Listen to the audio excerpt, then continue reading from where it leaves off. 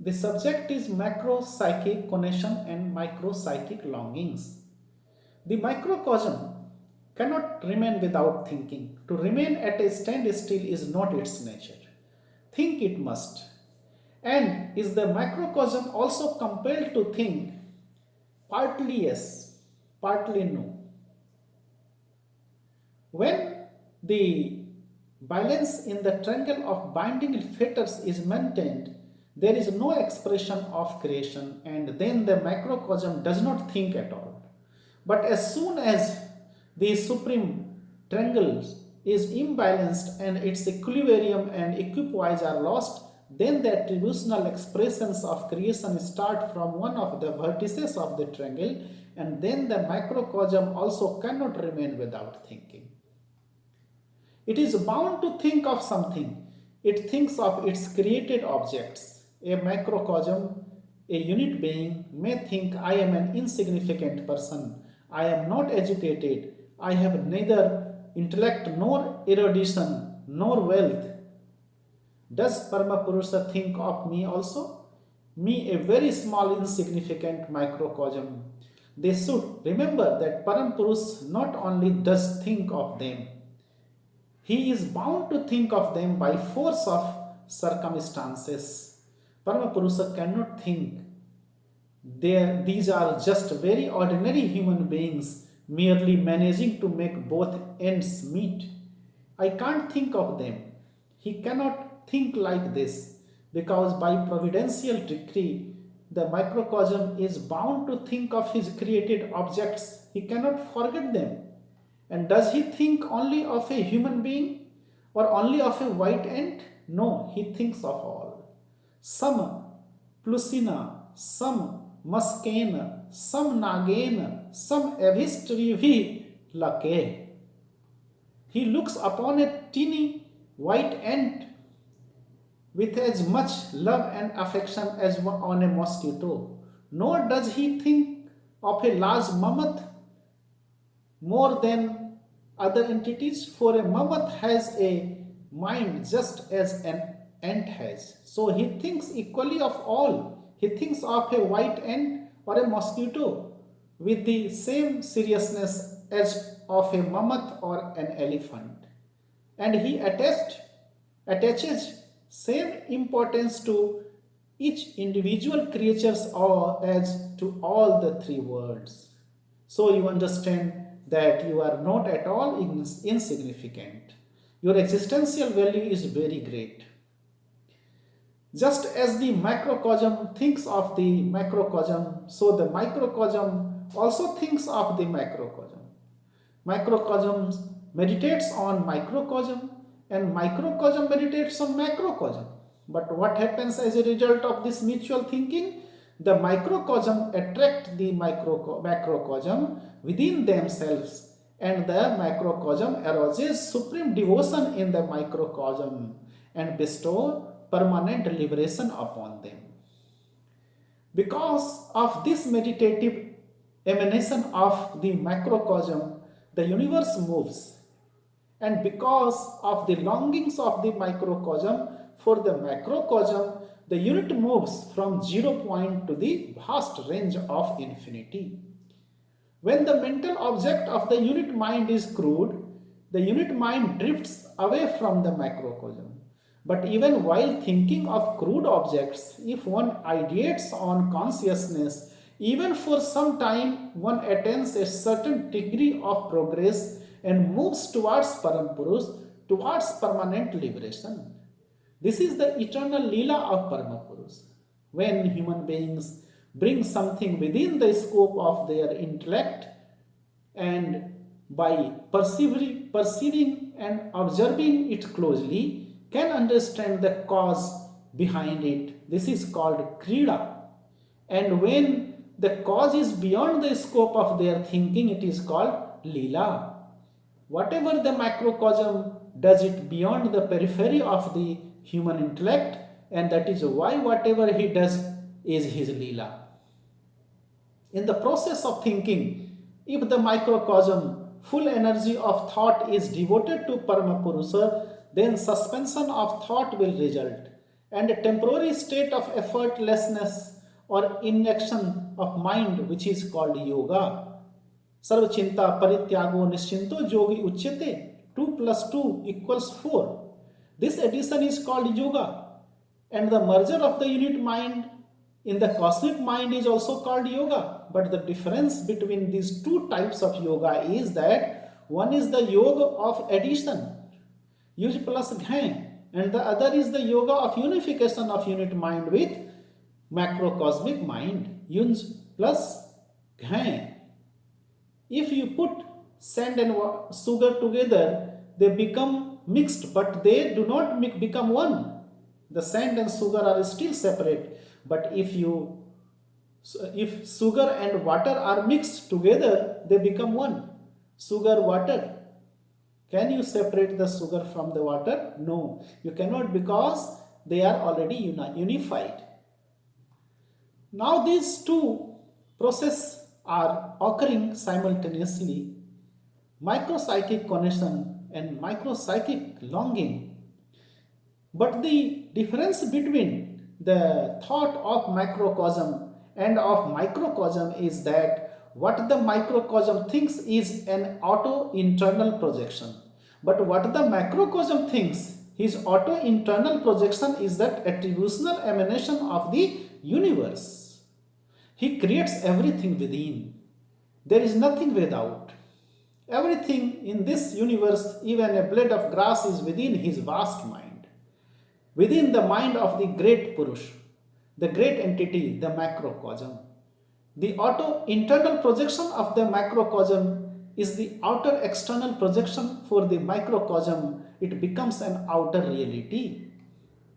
But the auto-internal projection of the microcosm is simply a psychic phenomenon, which, although it may be important for that microcosm, has no value for another microcosm, because that other microcosm will not feel or realize it as a reality.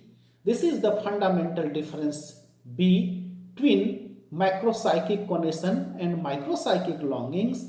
Macropsychic connection, what the macrocosm thinks is a reality for the microcosm, whereas micropsychic longings and desires are created on the basis of the external experience of the microcosms projected within their small minds and have no real value in this universe.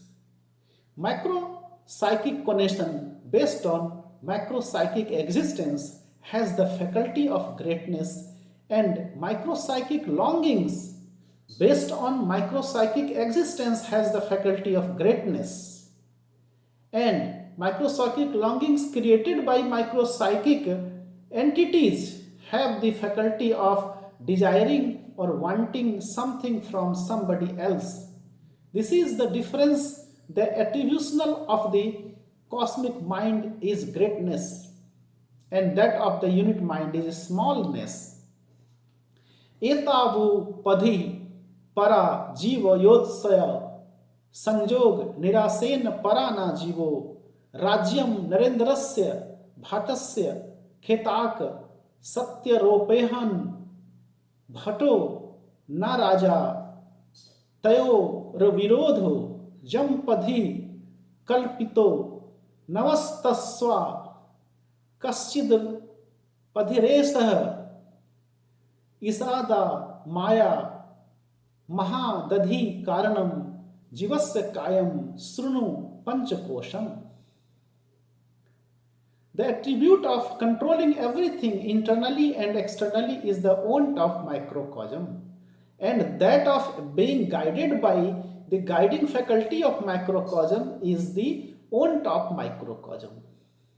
By dint of one's own sadhana, by taking the supreme as its object and ascribing godhood to whatever it sees, feels, or realizes through different inferences, the microcosm becomes one with the macrocosm and acquires the faculty of macrocosm.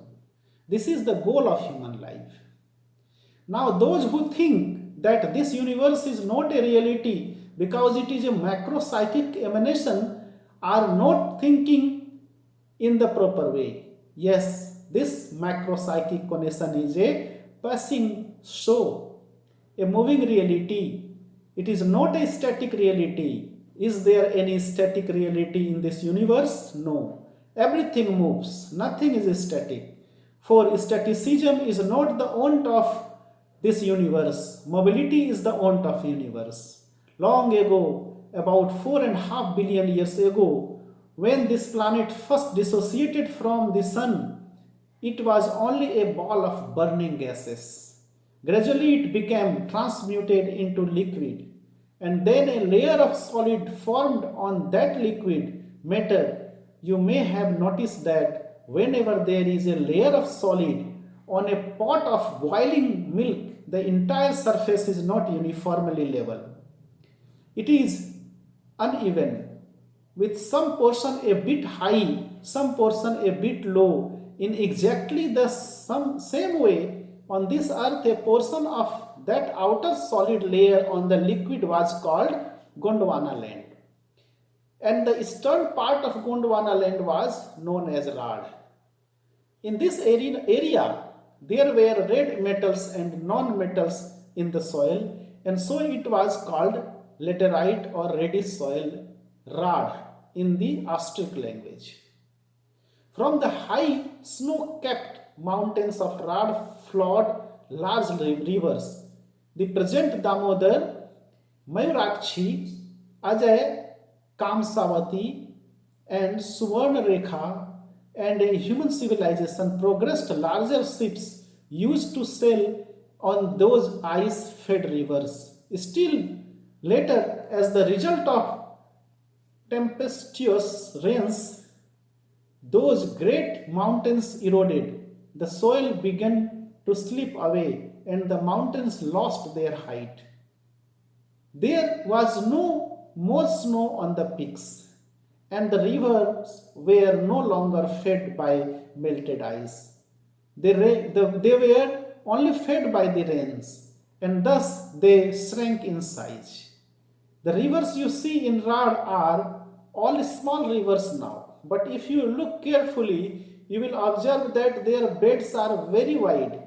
If you travel between Bhedia and Bolpur, you will see that the river bed of the Ajay river is very wide, but the water current is now flowing only through one side of the bed. The same applies to the Damodar and Mayurakshi also. Thus, everything undergoes metamorphosis and transformation in this way. Can we dismiss all these things as simple, unreal? No, we cannot. Besides, the very nature of imagination is mobility. Whatever the macrocosm thinks is also moving, and so the whole universe is always in a continuous state of flux. The once snow-capped mountains of Rad no longer have ice on their peaks and are now reduced to humble hills, in some cases to very small hills. One day they will become level with the earth, and there will remain only undulating laterite soil. This sort of metamorphosis is natural, as the universe is a dynamic reality. The microcosm will have to maintain adjustment with this moving reality, and in harmony with its waves flow ever onwards towards eternity, towards salvation. The microcosmic mind is mere bubble, a mere spark of the macrocosmic mind. Then how can the unit mind dare to deny the cosmic mind? If human beings try to trace the cause behind this divine lila or spot, they will never succeed, because the cosmic mind is the source of all causes, the source of all the unit minds. Now, if the unit minds want to know the cause, they will have to go back to the supreme source. But it is impossible for them to do this. If they ideate on the supreme, then one day all their thoughts will be suspended in Parampurus, and they will no longer be able to think. Their minds will stop functioning. In that state of mindlessness, there remains only the soul or self Atma. So, if you really want to reach the source of your life, you will have to lose your mind. And when your mind is existent, how can you run after that supreme? In logic, this is called the fallacy of infinite regress. Your mind cannot make any statement about an entity whose origin must remain forever unknown. So the microcosm must think we are moving towards the supreme source of all. We are going to surrender ourselves at the feet of Paramapurusha. When human beings consider themselves as superior or powerful entities, then they view themselves as the subject and the one to whom they are moving becomes the object. When people's goal of life is crude, wealth, power, etc., then their hidden intention is to acquire more and more satisfaction and comfort for themselves. Khud parasti or self centered. But when they want to give satisfaction to Parampurus and move towards him, it is called Khuda parasti or God centered. This is the difference between a sadhak and a non sadhak. A non sadhak is Khuda parasti. Non sadhak is Khud parasti, whereas a sadhak is Khuda parasti. You boys and you girls, do you realize why you were born? You were born to do something to please Parampurush. Always move towards Parampurush through your actions, through your thoughts, through your contemplation, and your goal will be attained. Your purpose in coming to this world will be fulfilled. The only duty of human beings is to move along the path of righteousness until they reach the supreme entity. They touch the sweet feet of the supreme entity. They cannot stop their movement. Now, how will they move? By maintaining a proper adjustment with the external world, by rendering maximum service to the external world in all possible ways. Thus, the unit entity will move towards supreme fulfillment while the hands and feet and mind are fully utilized in service to the external world. You must lift your mind above all feelings of difference among human beings like social disparities or economic disparities, differences between human and other living creatures, and differences between living and non-living creatures. You must move along the path of new humanism towards the supreme goal with your mind moving like a subterranean flow until the supreme goal is reached. You will have to tirelessly advance, ignoring all fatigue and exhaustion. You must reflect in your personal life the very spirit of Charaivati. Move ever onwards, move ever onwards. May you be victorious.